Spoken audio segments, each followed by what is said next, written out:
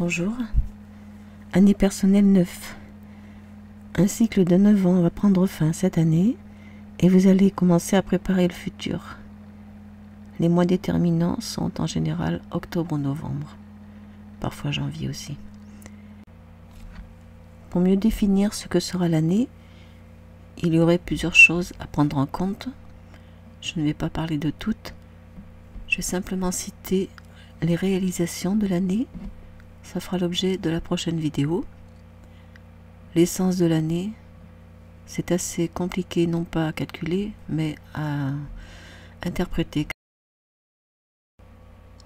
Il y a 4 réalisations, dont une par trimestre. Il faut comparer aussi le nombre de l'année personnelle, le 9 ici, avec le chemin de vie.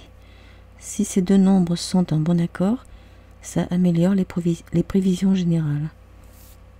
Voir les vidéos 1 à 5 pour les accords entre les nombres.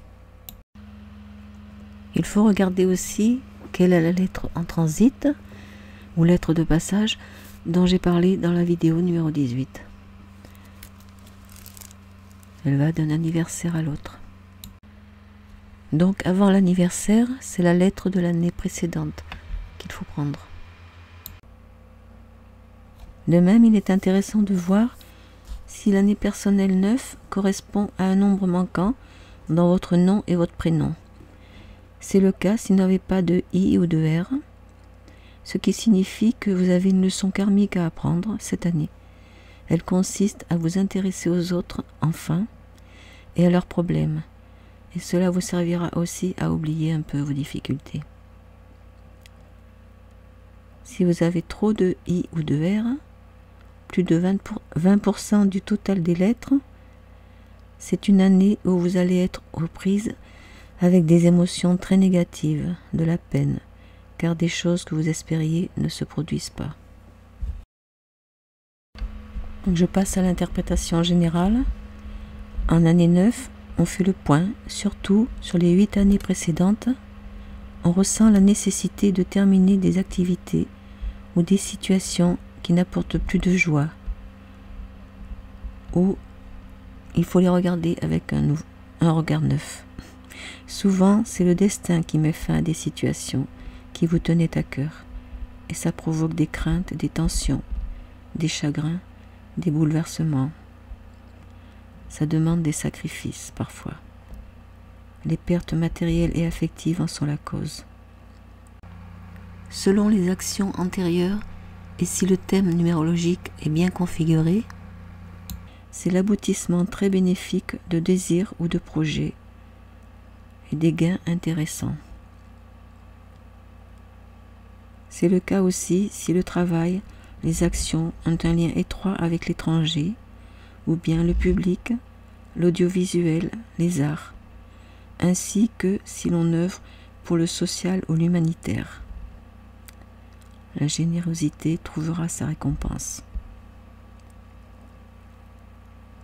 En résumé, c'est une année où, à part les cas que je viens de citer, il faut terminer ce qui est en cours, évaluer le présent et commencer à entrevoir le futur que l'on souhaite, sans entamer quelque chose de concret, car ça ne durerait pas.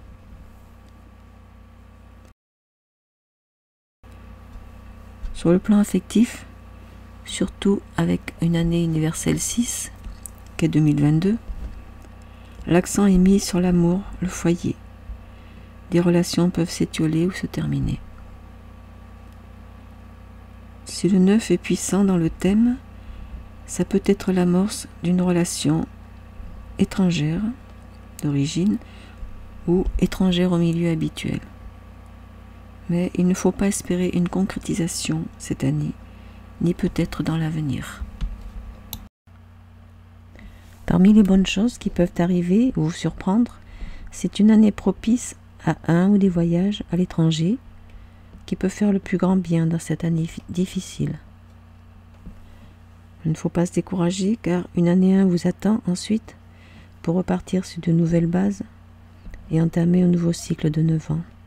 Elle sera nettement plus heureuse. N'hésitez pas à commenter si vous en avez envie. Bonne chance et à bientôt.